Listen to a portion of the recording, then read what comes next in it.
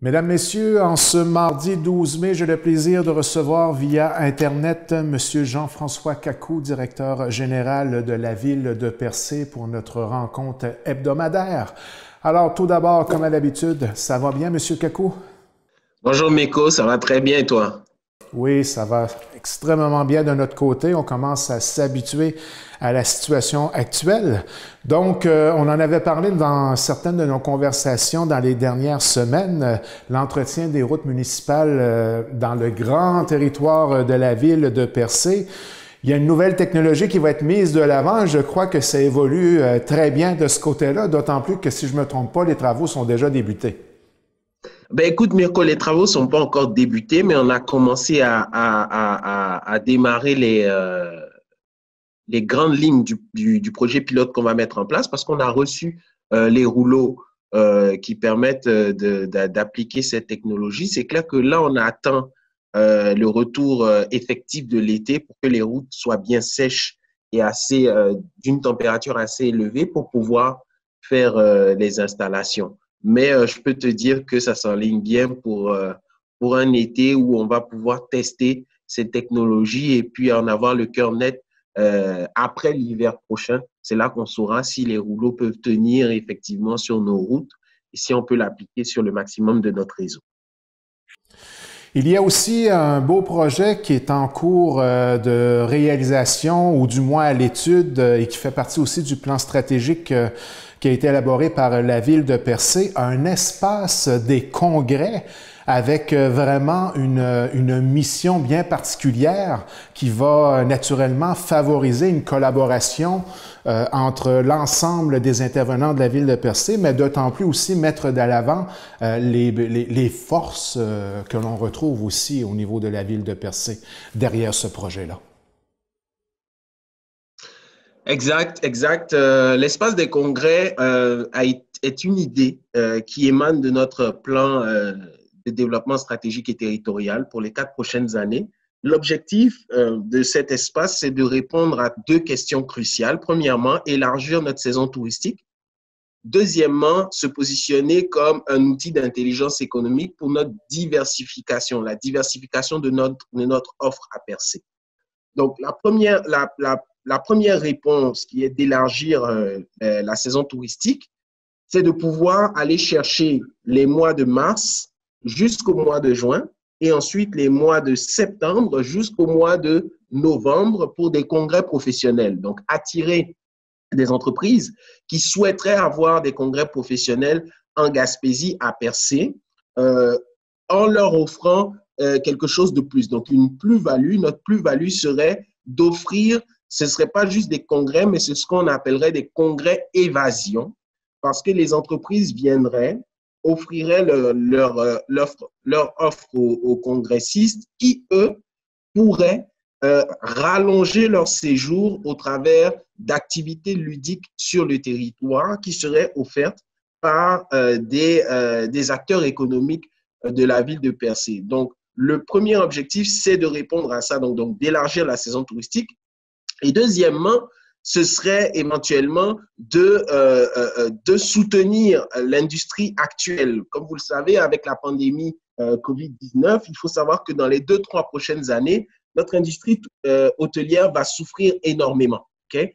Et donc, cet espace des congrès se veut être un levier qui va permettre de soutenir l'industrie touristique en maintenant une demande constante qui va permettre en fait d'avoir de l'hébergement dès le mois de mars à Percé. Donc, c'est une ambition que le conseil municipal a et c'est pour ça qu'on veut s'orienter vers cet espace de congrès qui est en même temps, si vous le voulez, un, un, un, un outil de diversification économique. Vous savez, l'économie de Percé est basée essentiellement sur le tourisme estival. Et puis, c'est ce qu'on essaie de diversifier avec cet espace des congrès. Donc, sans trop se travestir, on reste quand même dans ce qu'on va appeler le tourisme d'affaires, mais on commence à sortir légèrement de la branche touristique pure, qui est la branche touristique ludique, où vous avez le touriste qui vient et puis qui passe un moment agréable en famille. Là, ce qu'on veut, c'est qu'il y ait des professionnels qui viennent, ils visitent Percé, et qui en même temps participent à un congrès qui va leur apporter des compétences, notamment dans leur domaine, et en même temps leur permettre de passer de belles activités entre collègues ou de belles activités en famille sur le territoire de Percé. Donc, c'est cette diversification qu'on veut apporter au niveau de la ville de Percé, rester dans notre branche d'expertise qui est le tourisme, mais aller plus vers le tourisme d'affaires de sorte à élargir notre panier d'offres pour répondre à une demande qui est de plus en plus croissante. Ici, au niveau de la ville de Percé, il y a beaucoup d'organisations qui appellent pour savoir si c'est possible d'organiser des congrès à Percé. Vu qu'on n'en avait pas, l'idée a été venue de mettre en place un espace de congrès au sein de la ville de Percé avec des bâtiments patrimoniaux. On pourra en parler tout de suite. Est-ce qu'il y a un lieu stratégique qui a déjà été identifié justement pour la mise en place ou un peu la mobilisation de l'ensemble des services d'un lieu pour justement mettre en place cet espace-là? Alors, pour mettre en place cet espace, on a pensé à des bâtiments patrimoniaux. Comme vous le savez, nous, on ne l'a pas encore annoncé, mais un des objectifs du conseil municipal était de valoriser, n'est-ce pas, les bâtiments patrimoniaux de Percé. Percé est une ville qui a énormément de bâtiments patrimoniaux. C'est une richesse, il faut la valoriser, il faut en profiter pour le bien de la communauté, pour le bien des citoyens et aussi pour le bien de nos citoyens corporatifs, c'est-à-dire être un outil pour pouvoir aussi les supporter, eux, dans leur action et dans leurs initiatives. Alors, les bâtiments qui ont été désignés pour créer cet espace de congrès, donc il y a le bâtiment de l'église, il y a aussi le bâtiment mythique du Prato et le bâtiment qui est juste à côté de l'espace Suzanne Guité, qui est l'ancien entrepôt frigorifique qui a été reconverti. Donc, ces trois bâtiments qui sont éventuellement espacés vont donner une belle configuration qui permettra aux participants, aux congressistes, de pouvoir se balader sur à peu près 200-300 mètres de bâtiments patrimoniaux en participant à des activités qui seraient offertes par l'organisme qui organiserait l'événement ou le congrès. Donc, c'est un peu la configuration qu'on veut mettre en place, d'où le terme espace des congrès et non centre des congrès ou bâtiment de congrès ou aréna. On est plus dans un espace éclaté avec divers bâtiments patrimoniaux qui seraient revalorisés à l'occasion. Donc, il va y avoir aussi, j'imagine, un défi de mobilisation en ce qui concerne l'offre d'hébergement accessible et aussi une mobilisation sur l'ensemble de l'inventaire des activités touristiques qui vont être en mesure de graviter par rapport à la signature particulière que vous voulez offrir en termes d'expérience de congrès. Effectivement, l'objectif principal, c'est que le congressiste, lorsqu'il arrive à Percé, ait le moindre tracas possible pour participer à son congrès. Donc, qu'il soit hébergé, c'est clair et net qu'il sera hébergé dans un hôtel de Percé. Il pourra marcher pour se rendre à son congrès. Vous voyez? Donc, on a une offre qui est vraiment concrète pour la ville de Percé parce que ça permet à tous les acteurs économiques d'en profiter lorsqu'il y a un congressiste qui est au sein du village. Il va se balader dans tout le village, donc il va pouvoir voir toute l'offre de tous les acteurs économiques du village. C'est clair que les premiers intervenants au niveau de l'offre vont être les commerçants, hein, les hôteliers qui vont être contactés soit à un moment donné, soit par la municipalité ou par l'organisme qui sera en charge d'opérer le centre des congrès, éventuellement, afin de pouvoir discuter des modalités de collaboration qui pourraient être mises en place. Pour ce qui est de la période forte là, touristique, on parle de juillet et août, cet espace-là, j'imagine que vous avez pensé à une façon de faire pour qu'il demeure, disons, le plus productif possible pour la ville, c'est-à-dire que cet espace-là soit utilisé à un maximum de temps, au maximum de la capacité des services à offrir. Effectivement. Effectivement, parce que une des plus grosses contraintes d'un espace de congrès, ben, c'est de le rendre le plus productif possible. Puis, un autre point qu'il faut aussi considérer, c'est qu'on a une belle saison touristique à Percé, une belle saison estivale. Puis, si on a un espace de congrès à disposition, il faudrait aussi peut-être penser à bonifier encore plus cette saison estivale, donc renforcer notre offre touristique, c'est-à-dire que où on est leader, on veut être encore plus leader, puis où on a des lacunes, c'est avoir des outils pour s'améliorer. Donc, c'est devoir répondre une pierre deux coups avec ce projet. C'est dire, en été, qu'est-ce qu'on pourrait faire? Il y aurait éventuellement des spectacles. Vous voyez, tous les jours, vous pouvez le voir dans des grandes villes, notamment de Las Vegas, il y a des spectacles tous les jours dans les casinos, n'est-ce pas? Mais la particularité de Percé, c'est que nous, chaque été, on reçoit à peu près 500 000 visiteurs. Okay? Mais ces 500 000 visiteurs, c'est une demande qui est déjà là, il faut en profiter. Il faut en profiter. Et puis, vous le voyez, encore une fois, je reviens sur l'après-pandémie. Il y a une chose qui est importante à noter. Il y aura une séduction régionale auprès des Québécois, qu'on le veuille ou non. Elle va arriver, peut-être qu'elle ne va pas arriver cette année, mais elle va arriver à un moment donné parce que ça va être les Québécois vont se tourner de plus en plus vers leur région pour la découvrir. Et si nous, on est découvert ici à Percé par encore plus de Québécois, il y a plus de chances qu'on les retienne et qu'on les attire encore. Alors, donc, il y aura une demande.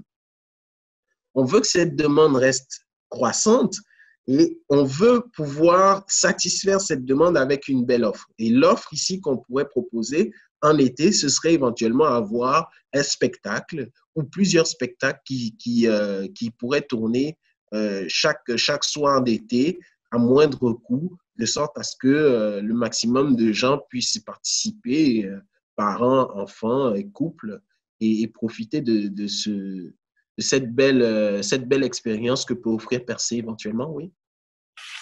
Justement, en terminant, Monsieur Kakou, on en discute un peu là par la bande, là, cette fameuse saison touristique. On sait que de la manière que c'est parti pour le moment, il y aura une saison touristique, mais il y a quand même de l'inquiétude qui gravite autour de la saison touristique à venir très bientôt, la saison touristique de l'été 2020. En ce qui concerne l'équipe municipale, c'est vraiment l'attente d'un plan de match clair et précis de la part du gouvernement qui est vraiment la réflexion et l'attente actuelle pour vous personnellement, là. Oui, parce que il y a quelque chose qu'il faut comprendre aussi, c'est que nous, on est à deux volets, d'accord? Le premier volet, c'est que, qu'on le veuille ou non, et puis ça, je l'ai toujours dit, et c'est ce qu'on va continuer de faire, nos infrastructures seront prêtes. On va nettoyer les haltes routières, on va nettoyer la ville. On a déjà commencé le ménage de printemps, n'est-ce pas? Et on continuera de le faire. Le deuxième volet, c'est que au niveau de l'achalandage touristique, il est essentiellement lié aux décisions gouvernementales provinciales. Et nous, on est tributaires de ça, dans le sens où les touristes qui vont décider éventuellement de venir à Percé parce qu'il y aura eu des autorisations qui puissent avoir du voyage interrégional. Il y aura des gens qui viendront en Gaspésie, et puis, il faut se dire la vérité. Mais c'est la façon dont ça va être géré qu'on ne peut pas éventuellement savoir parce qu'on ne peut pas déterminer le niveau de l'affluence qu'il y aura cet été à cause du fait qu'il n'y a pas eu encore d'annonce claire sur la gestion des flux interrégionaux au Québec. Il n'y en a pas encore eu. Est-ce que ça va être une ouverture complète? Est-ce qu'il va y avoir des restrictions au niveau des personnes qui viennent des zones extrêmement chaudes? Est-ce qu'il va y avoir des restrictions sur les personnes qui ont un âge qui les place dans une catégorie de personnes vulnérables et sensibles?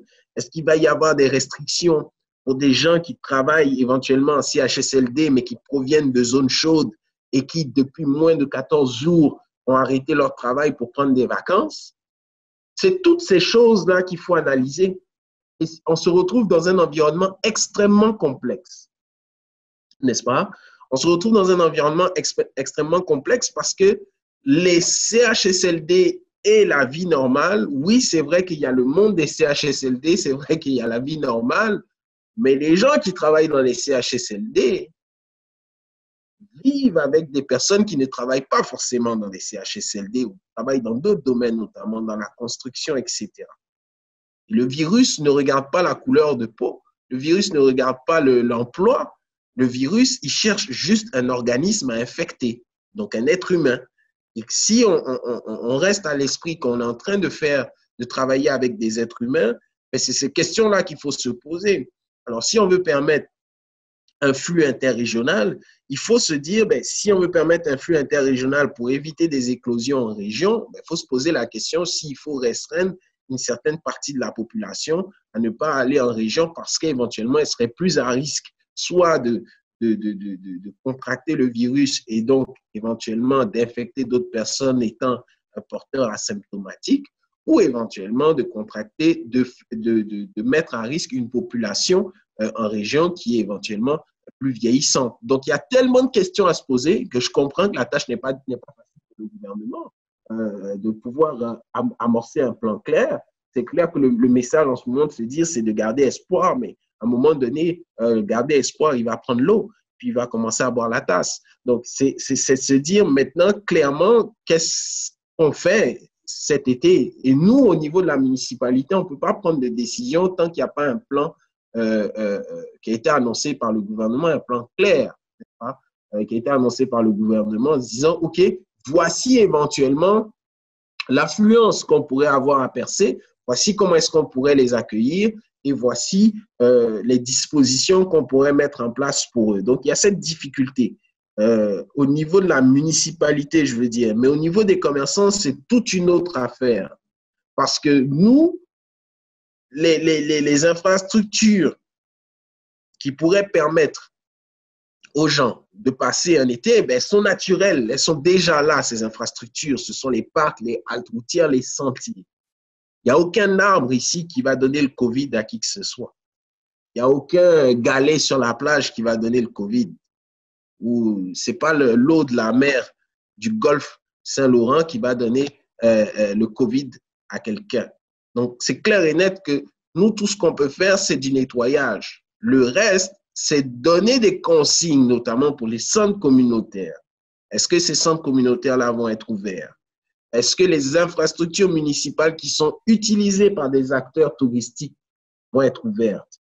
C'est ces questions-là maintenant que nous, on pourrait se poser si on a un plan clair du gouvernement. Mais pour ce qui est des infrastructures naturelles et des infrastructures municipales extérieures, on ne peut pas les fermer, on ne peut pas fermer nos haltes routières. Si les gens venaient pendant la fin de l'hiver sur les plages de Coin-du-Banc pour observer la plage, on ne va pas interdire la plage aux gens.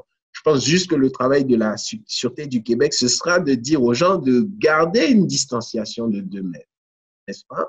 Mais si quelqu'un veut venir à Percé pour s'asseoir dans le champ, on ne va pas lui interdire de venir s'asseoir dans le champ. Les herbes ne lui donneront jamais le COVID et il ne va jamais contaminer les herbes du COVID pour que le virus se transmette de façon aérienne, vu que ce n'est pas le cas, le virus ne se transmet pas de façon aérienne. Donc, il y a une sécurité au moins à ce niveau-là. L'autre question, c'est d'avoir un plan clair et puis se dire, OK, comment est-ce que les gens, les commerçants vont réagir? Puis nous, par rapport à ça, on pourra les soutenir. Donc, le mot à retenir, c'est vraiment en attente d'un plan de match clair. Nous sommes à l'affût et on pourra en discuter en espérant que ça sera rapide pour qu'on le sait, il y a un temps de préparation lorsqu'on veut préparer une saison touristique et naturellement, le fait de ne pas avoir de plan de match clair, naturellement, par la bande, ça crée tout à fait de l'inquiétude. C'est tout à fait humain que c'est ce résultat-là qu'on a en ce moment. Donc, Monsieur Jean-François Cacou, directeur général de la Ville de Percé, merci pour cet entretien et puis au plaisir de rediscuter ensemble. Merci beaucoup, Mirko.